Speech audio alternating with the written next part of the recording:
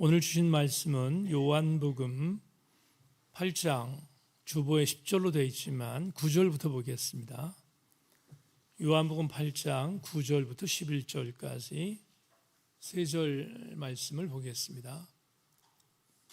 많지 않은 구절인데 우리 같이 한 목소리로 말씀을 홍독하겠습니다. 요한복음 8장 9절부터 11절입니다.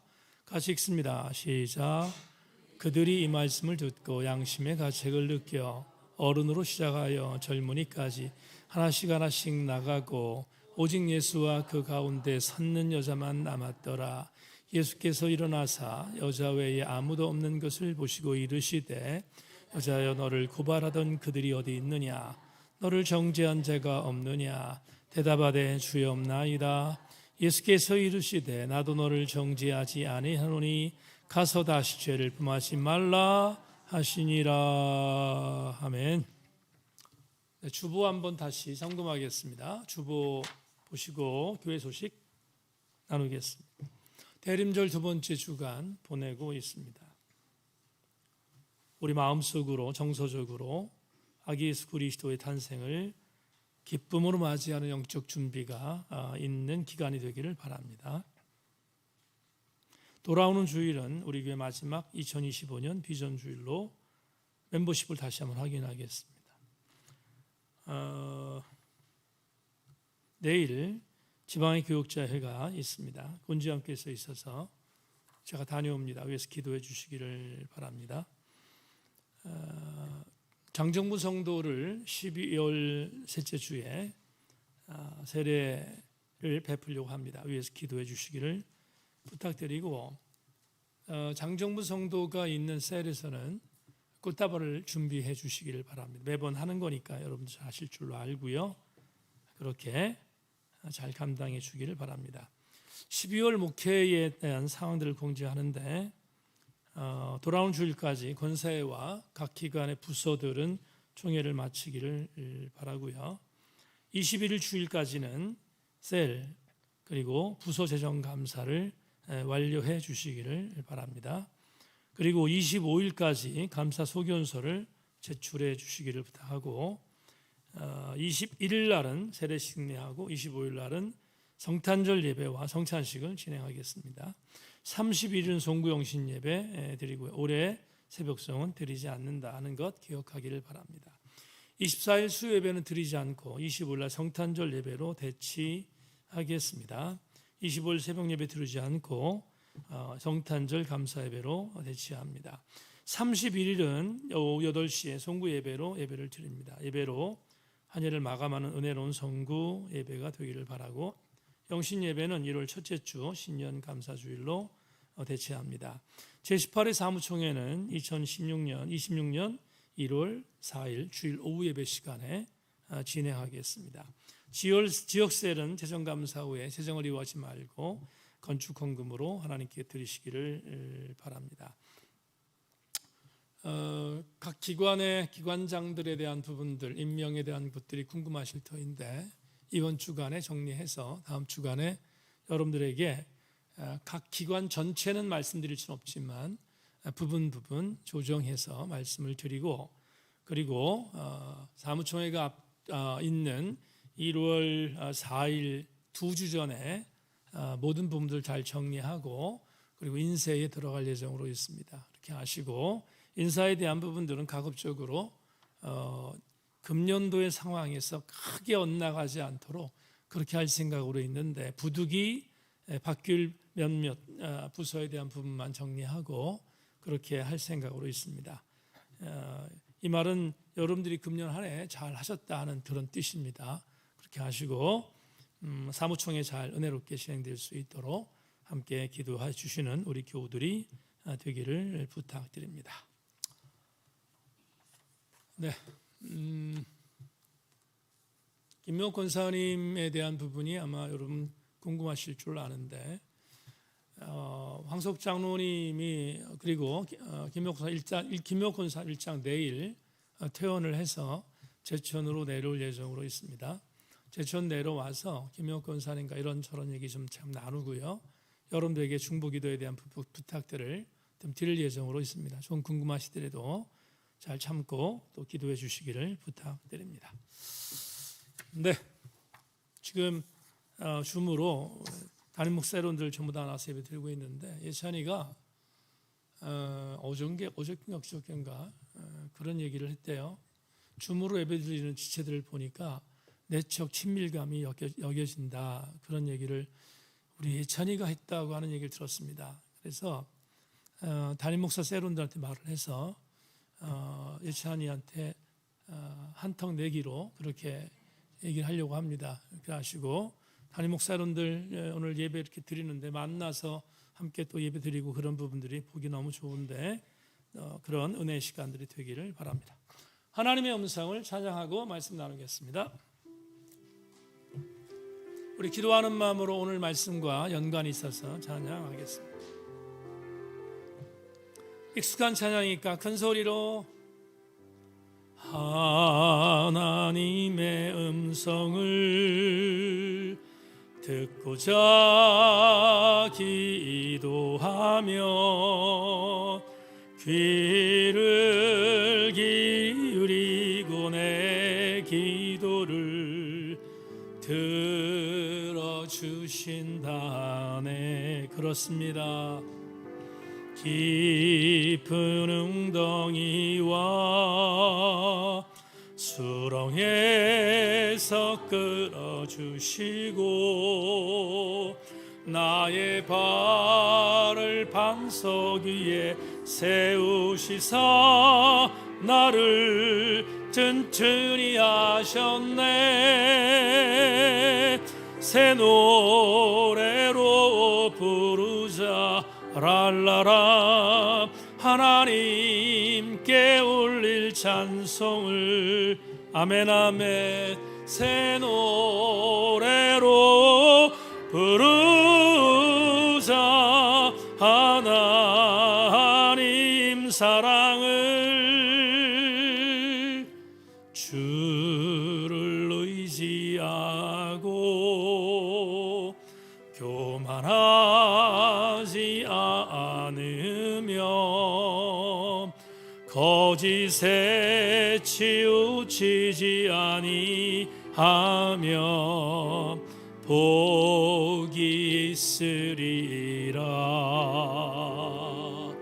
여호와 나의 주는 크신 권능의 주시라. 그의 크신 권능으로 우리들을 사랑하여 주시나매. 새 노래로 부르자 랄라라. 하나님께 올릴 찬송을 새 노래로 부르자 하나님 사랑. 새 노래로 부르자 랄라라. 하나님께 올릴 찬송을 새 노래로 부르자 하나님 사랑. 다시 한번 후렴만 마지막으로 새 노래로 부르자 랄라라. 하나님께 올릴 찬송을 새 노래로 부르자 하나님 사랑을.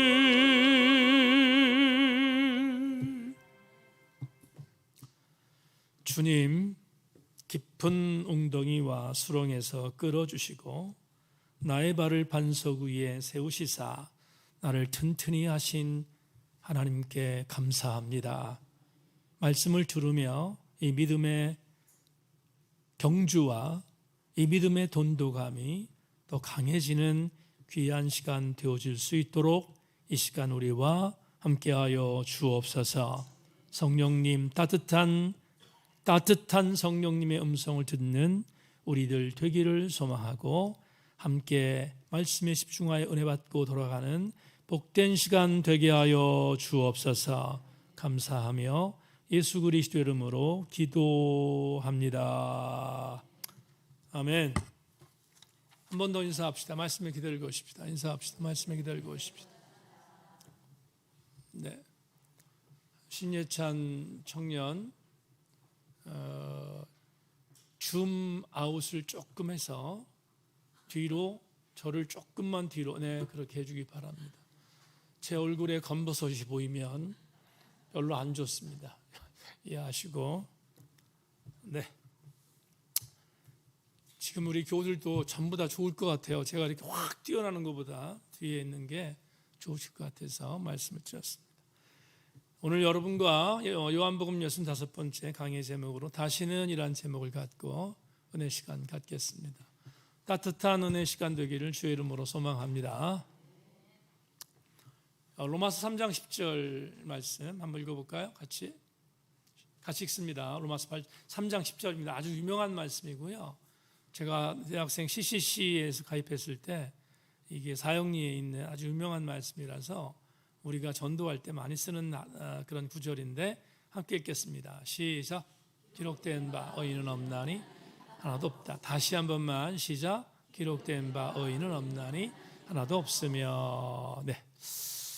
지금 우리 예찬이가 나름대로 예배에 그 자막을 만들고 이런 것들이 많이 이제 익숙해져서 지금 조금 전에 우리가 봤던 로마서 3장 10절에 앞에 있는 기록된 바를 붉은 고딕으로 만든 것 같아요. 한번 보여줄까요?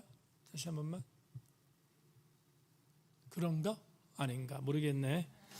하여튼 기록된 바라고 되어 있는데, 그러면 바울이 로마 교회에 편지하는 이 글을 기록된 바라는 이 단어가 있으니까, 그러니까 뭔가 자기의 어떤 독창적인 부분의 말씀이 아니라 구약 성경에 기록되어 있는 무슨 말씀을 인용한 거겠죠? 기록된 바가 있으니까. 그러면 기록된 바라는 바울이 로마 교회 편지하는 인용한 글은 어디 있는가? 그 구절을 찾아보겠습니다. 그 구절은 이것도 굉장히 유명한 구절인데요. 시편 14편 1절에 있습니다. 이 구절이 중요한 이유를 제가 조금 이따 설명하겠습니다. 시편 14편 1절 보겠습니다. 같이 한번 시작. 어리석은 자는 그의 마음에 이르기를 하나님이 없다 하는도다. 그들은 부패하고 그 응실이 가증하니 선을 행하는 자가 없도다. 아멘. 자, 이 시편 14편 1편이 왜 유명한가 하면 여러분 전제하겠습니다. 우리가 신구약 성경을 읽으면서 구약 성경 39권과 신약 성경 27권에서 66권을 우리가 읽는데, 그런데 성경에 대전제가 있습니다. 그 전제가 뭐냐 하면 하나님이 있느냐 없느냐, 하나님의 존재 유부에 대해서 시비를 걸기 위하여 쓴 책이 아니라는 점입니다. 다시 한 번만, 성경은 왜 기록됐을까를 얘기할 때 하나님이 존재하는가 하나님이 존재하지 않는가를 시비 걸고 그걸 논쟁하기 위해서 쓴 책이 아니라, 성경의 대전제는 뭐냐 하면 하나님은 존재하는 분이십니다. 하나님은 존재하는 분이시기 때문에 그 전제를 갖고 우리가 창세기부터 요한계시록을 받아들이는 것인데요. 왜 시편 14편 1절에서 시인이 이런 말을 했는가 하면, 그러니까 하나님이 있다 없다 라고 생각하는 부분에 있어서 하나님이 없다고 생각하는 사람들의 총체적인 자화상이 뭐냐면 어리석은 자라는 겁니다. 그건 성경에 대한 기록의 의미에 있어서 이미 출발이 잘못되었다는 점을 알려주는 것입니다. 그래서 시편 14편 1절에서 어리석은 자여 그 마음에 이르기를 하나님이 없다도다, 그러면서 이렇게 말합니다. 그런 자의 속성은 뭐냐 하면 부패하다. 그들의 마음이 부패했고 그들의 삶의 행위가 가증하고 그리고 선을 행하지 않는 세 가지를 말하고 있습니다.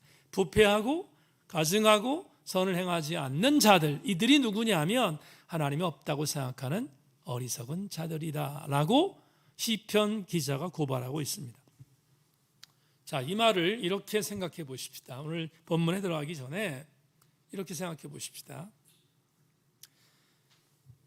여러분, 저도 마찬가지고 여러분도 마찬가지고 우리의 자아를 솔직하게 내놓아 봅시다.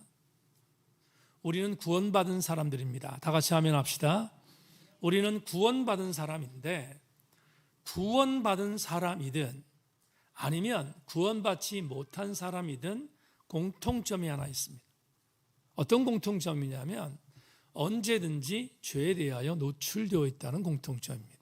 그러니까 구원받은 사람도 마찬가지고 구원받지 않은 사람도 마찬가지, 죄에 대해서 노출되어 있다는 공통점을 갖고 있습니다. 여러분, 이런 질문을 할 수 있잖아요. 아이, 목사님, 구원받은 사람이 어떻게 죄에 노출될 수 있습니까? 라고 저한테 질문하고 싶을 수도 있습니다. 하지만 분명한 사실은 우리 구원받은 사람들도 죄에 노출되어 있는 것이 사실입니다. 그러니까 여러분 넘어지고 쓰러지고 상처당하고 그러는 거 아니겠습니까? 믿는 자와 믿지 않는 자 공이 죄에 대해서 노출되어 있다는 사실은 동일합니다. 언제 우리가 이를 해결할 것인가? 제가 여러분에게 우리 성결교회 교리를 얘기하면서 마지막 단계를 영화라고 했는데 주님이 이 땅에 오시면 우리를 영화롭게 하는 단계에 우리를 만드는 날이 온다 말씀드렸는데, 주님이 이 땅에 오셔서 우리를 영화롭게 할 때까지는 우리는 죄에 언제나 노출될 수 있습니다. 그러니까 명심할 것은 뭐냐 하면 주님이 이 땅에 다시 오실 때까지 우리는 영적인 긴장감을 절대로 풀어서는 안 된다는 것을 여러분 주념해야 합니다. 자, 오늘 왜 설교의 서론에 딱딱한 말씀으로 시작했는가? 이유는 오늘 본문은 불편해도 함께 좀 나눠야 될 아주 중요한 메시지가 있는데, 특별히 21세기를 살아가는 우리 그리스도인들에게 있어서 착각하면 안 되는 아주 중요한 메시지가 있습니다. 그래서 죄에 대한 이야기를 먼저 나눈 것인데요. 오늘 본문으로 들어가 보겠습니다.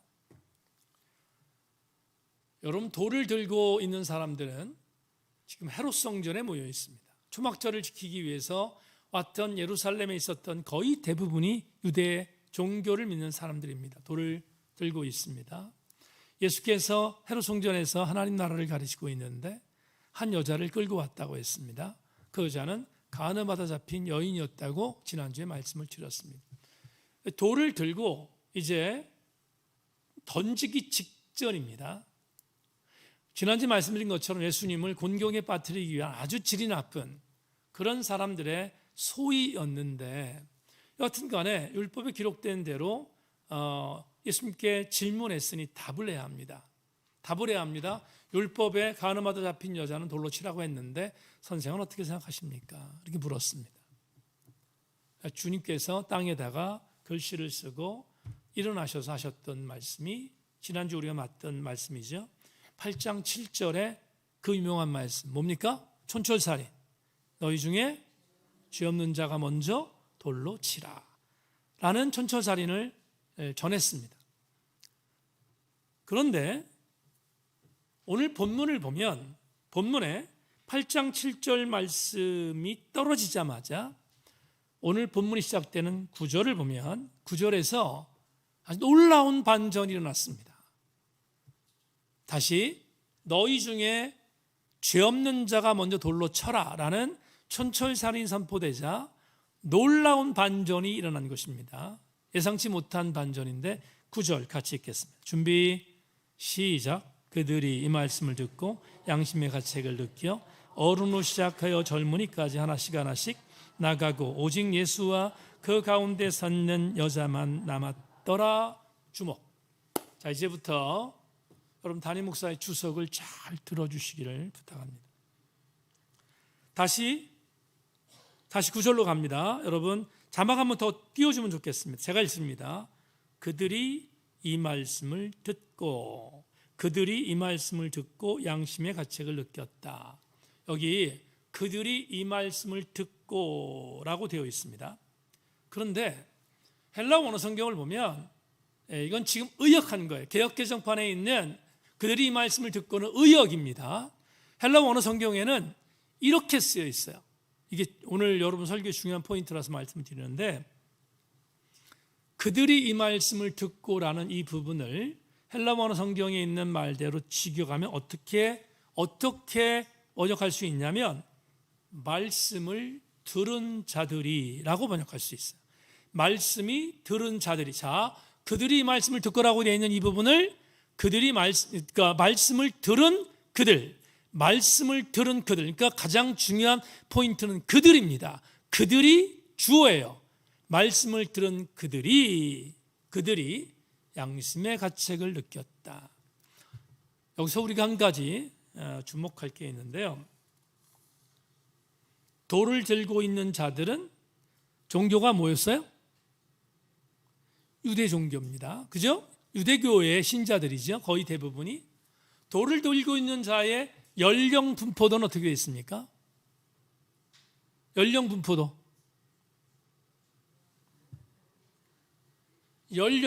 어떻게 되어 있어요? 어른부터 젊은이까지. 아이는 없지만 어른이란 말이 무슨 말이냐면 이게 장로예요. 장로. 그러니까 늙은이들이 아니라 유대교회에 아주 많은 것들을 알고 있는 늙은 연령이 있는 사람부터 시작해서 젊은이까지 포함하는 거예요. 그러니까 남녀노소 중에서 노소에 대한 분의 소자는 들어가지 않지만 전방위적인 모든 유대교인들 전체를 말합니다. 특별히 남자들이겠죠. 남자들. 그들이 말씀을 들었다는 겁니다. 아셨죠? 예수님이 너희 중에 죄 없는 자가 돌로 치라는 말씀을 들었어요. 이들이 들었습니다. 그러자 양심의 가책을 받았던 이들이 돌을 땅에 던져두고 하나씩 전부 다 그 현장에서 떠났다라고 오늘 구절이 우리한테 보고하고 있습니다. 그러면 접근할 게 있습니다. 우린 문자적으로 이들이 왜 이 현장을 떠났지? 서슬이 시폴에서 돌을 들고 있는 자들이었는데 왜 이들이 돌을 놓고 떠났지? 문자적으로 합시다. 문자적으로. 아마도 이렇게 우린 추론할 수 있습니다. 영적인 간음의 죄를 범하지 않은 사람이 단 한 명도 없었다. 문자적인 해석입니다. 그렇지 않겠어요? 여러분, 영적으로 간음하지 않은 자가 누가 있습니까? 없습니다. 없어요. 그러니까 본인들이 죄가 없는 자라는 이 말에 영적인 간음이 걸린 거예요. 그래서 그들은 그 자리를 떠났습니다. 자, 문자적인 해석은 그렇게 해석할 수 있습니다. 그런데 그것뿐인가? 조금 2% 부족하다는 느낌이 들지 않습니까? 정말 그것뿐이었을까? 근데 제가 설교 준비하다가 여러 책들을 좀 보고 아울렀습니다. 아울고 저에게 그렇지, 바로 이것이야 라고 생각한 것이 있습니다. 여러분, 거기는 유대교 율법이라면 하늘을 찌를 정도로 유대 율법에 대해서 빠삭한 지식을 갖고 있는 사람들 거의 대부분입니다. 바리새인과 서기관이 있었으니까 그들이 갖고 있었던 유대 율법은 당대 최고의 권위였습니다. 누구도 범접할 수 없는 당대 최고의 권위가 유대 율법이었습니다. 그리고 예수님을 지금 죽이고자 던졌던 질문은 율법에 기초한 겁니다. 현장에서 간음하다 잡힌 여자는 돌로 치라고 모세의 율법에 기록되어 있는데 당신 어떻게 하겠습니까? 그러니까 당대 최고의 율법을 갖고 공격해서는 빠져나갈 길이 없습니다. 그런데 이들이 한마디에 도망갔습니다. 단순하게 영적인 간음에서 자유로운 사람이 없으니까 그랬을까? 물론 그것도 있다 말씀드렸습니다. 그런데 저는 설교하는 목사니까 더 중요한 것을 하나 여러분들에게 소개하려고 합니다. 여러분, 아무리 하늘을 찌르는 최고의 율법, 최고의 당대 권위라 하더라도 예수 그리스도의 말씀의 권위에 좋게 비교할 수 없었습니다. 예수 그리스도께서 말씀하셨던 권위는 유대 종교의 율법의 권위에 비해서 여러분 조금도 주눅들지 않습니다. 저는 이걸 믿어요. 뭘 믿냐면 하나님의 아들이신 예수 그리스도께서 말씀하신 말씀의 권위보다 높은 것은 없습니다. 그것보다 높은 것은 없습니다. 유대 종교 지도자들이 던졌던 한마디가 예수 그리스도의 말씀의 권위에 케오패였습니다. 참패했습니다. 저는 이렇게 한번 해석해 봤습니다. 우리 세인교회가 여기에 서 있습니다. 우리 세인교회가 교회로서 여기에 서 있는 권위가 뭘까? 질문해 보겠습니다. 이렇게 좀 쉽게 세인교회가 왜 존재할 수 있습니까? 여러분 담임 목사가 이 자리에 있으니까 존재할 수 있습니까? 그럴 리가 있습니까? 여러분 이강동 목사가 없어도 세인교회는 영원히 존재할 것입니다. 왜냐하면 우리 세인교회는 마태복음 16장 16절로 18절 말씀에 근거하여 세워진 교회이기 때문입니다. 예수께서 베드로에게 이렇게 말씀했습니다. 시몬 베드로가 대답하여 이르되 주는 그리스도시요 살아계신 하나님의 아들이시니이다. 예수께서 대답하여 이르시되 바요나 시몬아 내가 복이 있도다.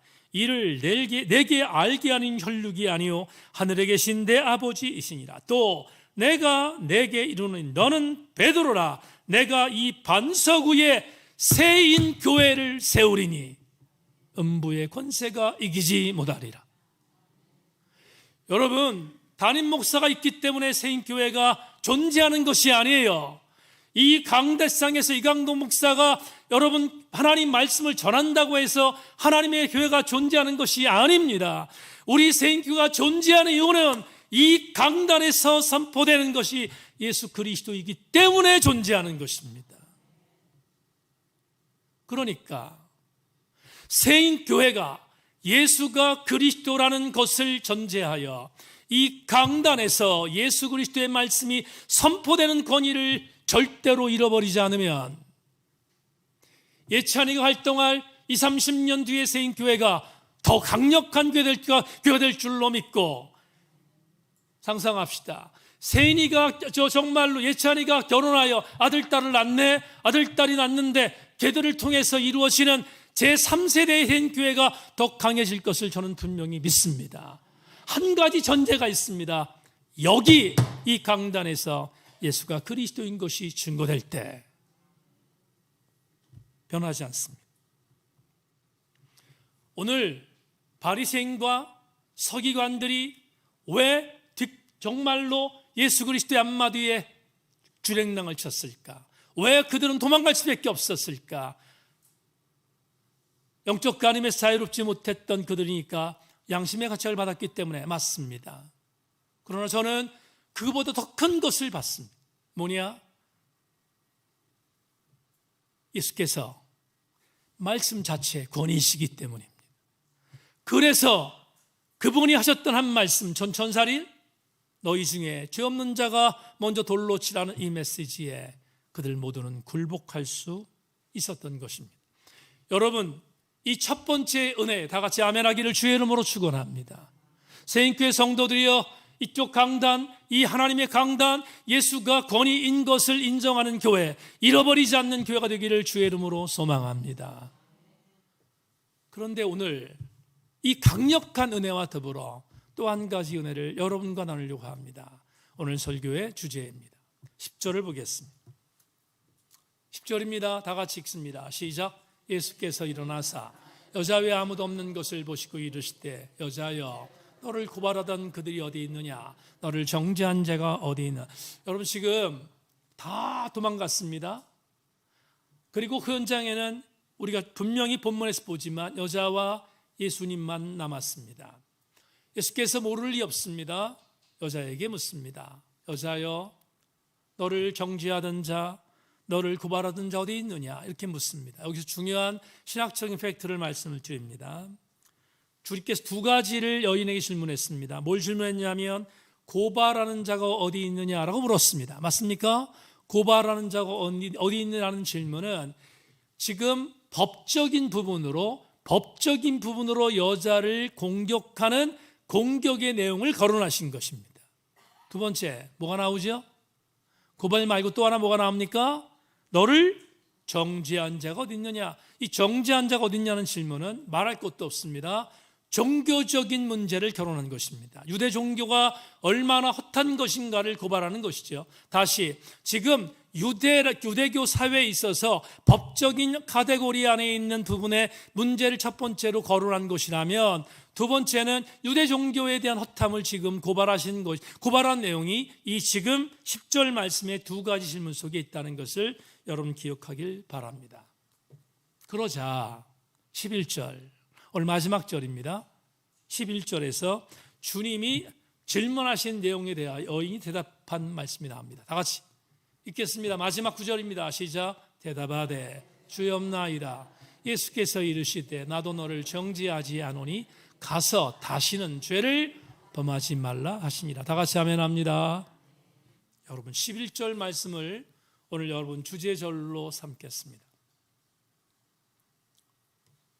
주께서 다 도망간 것을 보신 뒤에 여인에게 법적인 부분과 종교적인 부분의 헛함을 고발하신 뒤 여인에게 이렇게 말합니다.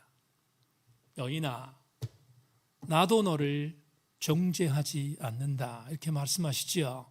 나도 너를 정죄하지 않는다. 여기서 주목할 게 있습니다. 자, 하나님의 속성을 잠깐 말씀을 드리려고 하는데요. 하나님의 속성은 이게 여러분 동전이라 합시다. 하나님의 속성은 이 앞면 동전의 모양이 있는가 하면 하나님의 속성은 반대편 모습에 있는 동전의 또 다른 면이 있습니다. 이게 무슨 말인가 하면 여러분 설명하겠습니다. 여기 컵 뚜껑을 보겠습니다. 하나의 속성은 사랑입니다. 다 같이 아멘. 하나님의 속성은 뭐라고요? 사랑입니다. 사랑이라는 하나님의 속성에 전제하여 말한다면 우리 기독교는 용서의 종교입니다.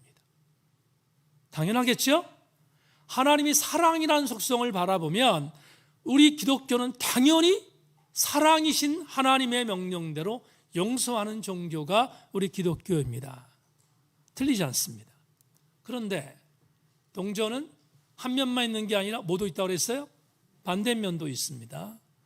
반대면에 하나님의 속성은 사랑이지만 또 다른 속성이 하나 있는데 뭐냐 하면 공의가 있습니다. 하나님 속성은 공의가 있어요. 그런데 공의의 입장에서 바라볼 때 기독교가 용서의 종교인가를 물을 때는 여러분 2%가 부족합니다. 사랑이라는 속성으로 말할 때는 하나님은 분명히 사랑이시기에 용서의 종교라는 것이 맞지만 하나님의 또 다른 속성인 공의를 전제할 때 우리 기독교는 용서의 종교라고 말하는 것에 대한 부분이 틀린 건 아니지만 완벽하지 않습니다. 왜 완벽하지 않느냐 하면 하나님의 속성이 용서라는 것은 죄에 대하여 반드시 심판이 있다는 것을 알려주기 때문입니다. 그러니까 이렇게 말할 수 있습니다. 죄의 용서함이 없는 용서는 진짜 용서가 아니다. 이 말을 다른 말로 하나님의 진짜의 속성은 죄를 지은 자에 대하여 죄에 대한 진실한 회개와 뉘우침이 있을 때 용서하는 것이 기독교입니다. 아멘. 하나님의 속성을 전제할 때 말씀드리는 복합적인 구도이지요? 그렇습니다. 그러니까 이 부분을 우리는 같이 생각해 봐야 합니다. 11절에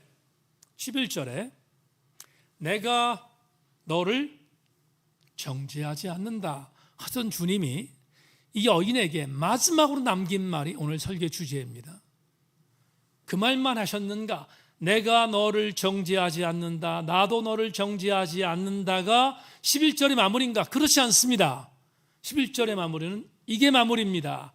그러니 가서 다시는 죄를 범하지 말라 하시니라. 오늘 설교의 제목이 뭡니까? 다시는입니다. 그러면 이 구절을 여러분 주목할 필요가 있는데, 영어 성경 NIV라는 성경에서 좀 색다르게 번역해서 제가 여러분들에게 말씀을 드리는데, 가서 다시는 죄를 범하지 말라라는 말을 NIV 성경에서는 이렇게 써놨어요. 예수께서 그녀에게 선포하셨다. 이제 가라. 그리고 죄의 삶에서 뭐하라? 떠나라. 죄를 짓지 않는 게 뭐냐? 가서 다시는 죄를 짓지 않는 게 뭐냐? 삶의 자리에서 떠나는 것입니다. 그게 죄를 짓지 않는 겁니다. 여러분, 우리는 이 부분에 있어서 굉장히 주목할 필요가 있는데요. 하나님은 사랑의 하나님이십니다. 그리고 하나님은 용서의 하나님이십니다. 그러니까 우리가 죄를 회개하면 하나님이 우리의 죄를 용서합니다. 여러분, 틀린 말 아니에요. 맞는 말입니다. 그런데 하나님이 우리의 죄를 회개하면 용서하신다는 말을 우리의 삶의 현장에서 악용하면 우리는 아주 질 나쁜 그리스도인이 됩니다. 다시 강조합니다. 하나님, 내가 잘못했습니다. 용서해 주십시오. 우리 주님이 용서하십니다. 용서하시는데 문제는 뭐냐 하면 회개했는데 그 삶의 자리를 떠나지 않을 때입니다. 엄격한 말로 말하면 그건 회개가 아닙니다. 분명히 말하기를 내가 죄를 졌습니다.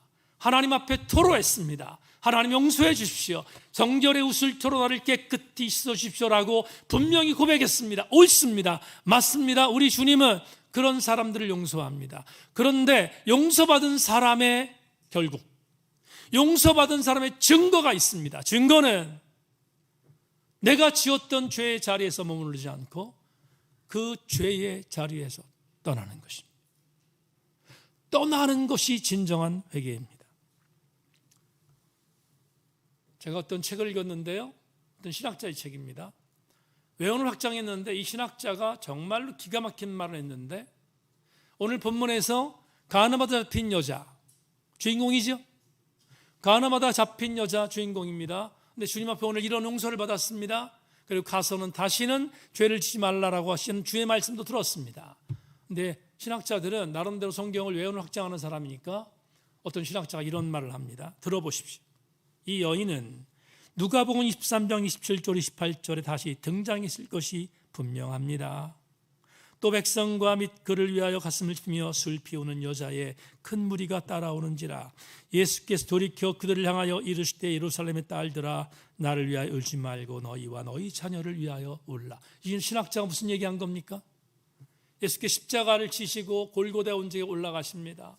수많은 여자가 가슴을 쳤습니다. 가슴을 쳤습니다. 죄 없으신 나의 주님이 십자가를 지는 것 때문에 통곡하며 가슴을 찢습니다. 신학자가 이렇게 말합니다. 가슴을 찢고 골고다에 같이 올라가는 여인 중에 한 명, 이 한 명의 여인이 오늘 본문의 여인이다. 저는 이 말을 믿어요. 가서 다시는 죄를 짓지 말라는 그 용서의 메시지와 주님의 당부를 이 여인은 가슴에 담았고, 완전히 죄의 자리에서 떠나 예수께서 십자가에 돌아가시는 골고다 언덕까지 가슴을 치며 올라갔던 여인이라는 신학자의 말에 동의합니다. 죄를 떠나는 것은 죄의 자리에서 있다라는 것입니다. 죄의 자리에 머물지 않고 그 자리를 박차고 뛰어 나가는 것이 회개입니다. 아이든 토저라는 20세기의 선자라고 하는 아이든 토저가 이런 말을 했습니다. 잠에 빠져 영적으로 진보하지 않는 그리스도인들은 하나님의 은혜를 못 오가는 것이다. 나의 가장 큰 적은 사단이 아니라 바로 자신이다. 하나님이 우리를 이끌어낸 그 과거와 단절하라. 그리고 그분이 지금 우리를 위해 갖고 계신 것들을 굳게 붙들어라. 아이든 도저히 이 말이 사자옵니다. 여러분, 이 말이 이런 말입니다. 너를 깊은 수렁에서 건져냈다. 건져낸 그 자리에서 박차고 하나님의 은혜로 뛰어나왔다면 과거와 단절하고 새롭게 너에게 펼쳐진 하나님의 은혜를 붙드는 것이 진정한 회개라는 사실을 도주가 강변합니다. 그래서 시편 40편 2절, 오늘 우리가 불렀던 찬양의 시인의 고백은 적절합니다. 나를 기가 막힐 웅덩이와 수렁에서 끌어올리시고 내 발을 반석위에 두사 내 걸음을 견고하게 하셨도다. 목회를 하면서 목사가 갖는 자괴감이 있습니다. 참담함이 있습니다. 그 이유는 현장 안에서 하나님의 은혜를 경험하고 그 하나님의 은혜의 자리에 있다고 말하면서 죄의 자리에 여전히 머물러 있는 자들이 지천에 깔려 있는 것을 볼 때입니다.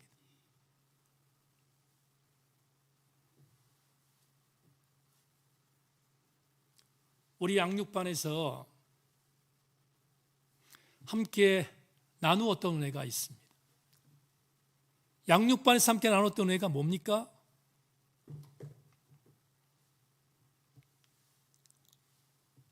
양육반에서 함께 나누었던 달라스 윌라드 목사님의 하나님의 모략이라는 책을 여러분 아십니까? 하나님 모략을 읽었습니다. 그 하나님 모략에서 달라스 윌라드가 이렇게 말한 내용을 여러분 알고 있습니다. 처음으로 달라스 윌라드가 우리한테 제시했던 단어가 있습니다. 죄를 관리한다. 달라스 윌라드의 아주 유명한 말입니다. Sin Management라는 유명한 말을 썼습니다. 죄를 관리한다, 이렇게 말합니다. 그 관리를 달라스 윌라드는 이렇게 정의합니다. 우익신학의 본질이 되는 유일한 것은 개인의 죄 용서임을 알 수 있다. 여러분들에게 표현합니다. 우익신학, 보수주의를 말합니다. 보수주의 신학의 본질이 되는 것은 본질이 되는 유일한 것은 개인의 죄 용서임을 알 수 있다. 좌익신학, 진보신학입니다. 진보적인 교회입니다. 진보신학의 경우에는 사회악이나 구조악 제거에 있다. 그러므로 오늘 복음은 죄 관리의 복음이 된다. 우익이든 좌익이든 여기에 함몰되어 있으면 이게 바로 죄 경영이며 죄 관리라는 것입니다. 달라스 윌라드 목사는 이렇게 말합니다. 정말 중요한 것은 내가 죄를 용서받았다면 죄를 통하여 용서받은 내가 내 삶의 현장과 내 삶의 깊이에 영생의 지평을 스며들어가게 하는 것인데 그러지 못한다는 것을 달라스 윌라드는 고발하지 않습니까? 좀 쉽게 말하겠습니다. 여러분, 좌익의 복음이 됐든 우익의 복음이 됐든 진보 신학자든 복음에 있어서 보수적인 신학자든 한쪽 극단을 치우쳐서 진짜로 복음의 가장 중요한 죄에 대한 성질을 온전히 가르치는 것은 오늘날 신앙에서 보이지 않는다는 것. 선생님께 지체 여러분, 죄를 관리해서야 되겠습니까? 죄를 관리해서야 되겠습니까? 심지어 이런 말합니다. 죄를 관리하는 것에 있어서 21세기의 현대 크리스천들이 말합니다. 죄는 없다. 죄는 선택적 기호다. 죄가 선택적 기호래요. 맞습니까? 죄가 선택적 기호입니까? 우리 주님이 당신의 놀라운 하늘 보좌를 버리고 이 땅에 오셔서 십자가에 못 박혀 돌아가신 이유가 선택적 기호 때문에 돌아가셨습니까? 그렇지 않습니다. 예수께서 이 땅에 오셔서 우리를 위하여 십자가에 못 박혀 돌아가신 이유는 우리의 덕지덕지한 이생의 자락, 육신의 정욕, 안목의 정욕의 죄를 짊어지시고 돌아가신 것입니다. 명심할 것은 죄는 선택적 기호가 아니에요. 동성애 선택적 기호라고 좌익의 신학에서 말합니다. 동성애 신자들에 대한 부분들을 교회가 품지 않으면 어떡할 거라고 말합니다. 맞습니다. 동성애자들 교회가 품어야죠. 그런데 그들은 말하지 않아요. 동성애가 죄라고. 여러분, 저는 진보 신학에 있는 자들에 대해서 많은 부분들을 많이 생각하는 부분이지만 그들이 말하는 부분에 있어서 동성애자들 교회에서 품어야지 왜 품지 않느냐고 말합니다. 맞아요. 품어야 됩니다. 교회가 품지 않는데 그들이 갈 데가 없으니까. 근데 함께 말해야 됩니다. 동성애는 하나님이 싫어하는 죄라는 사실을 선포해야지. 왜 그걸 선택적 기호로 번지시킵니까?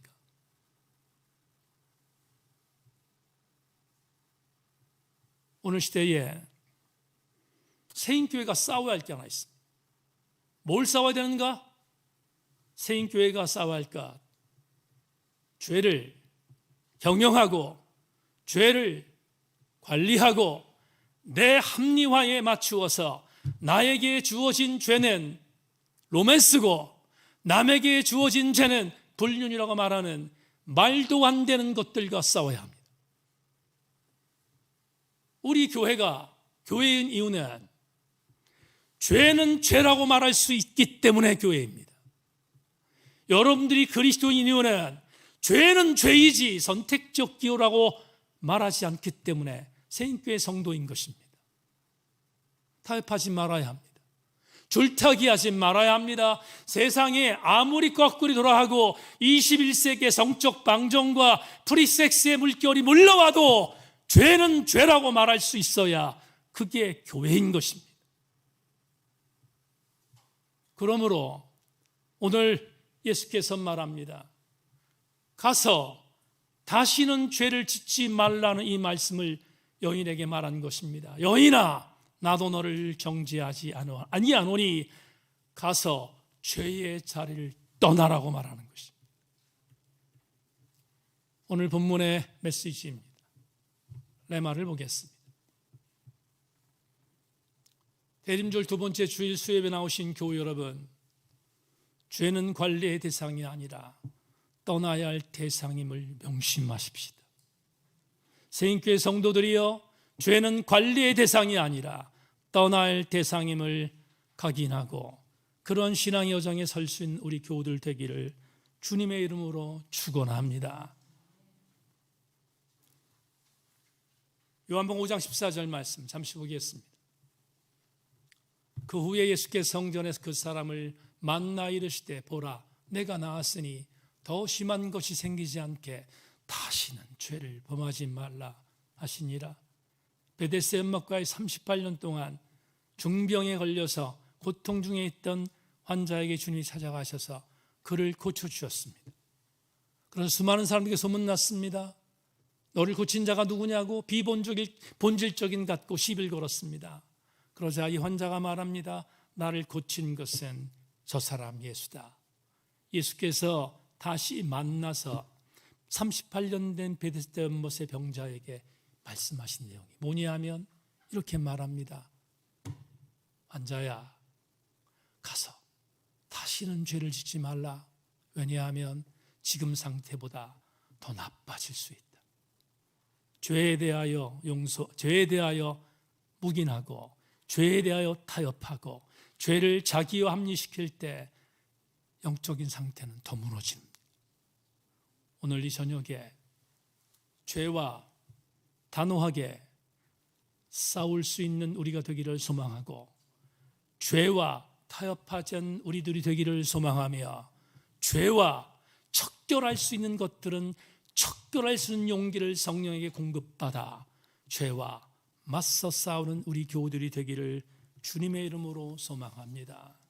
말씀을 맺으며 앞에 소개했던 달라스 윌라드 목사의 글에 나오는 한 부분을 마지막으로 여러분들에게 말씀을 드리고 설교를 맺을까 합니다.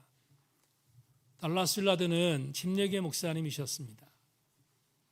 그러나 그는 심리학의 목사님이기도 했지만 남캘리포니아 대학의 철학 교수이기도 했습니다. 그가 남긴 하나님의 모략에서 이런 이야기를 합니다.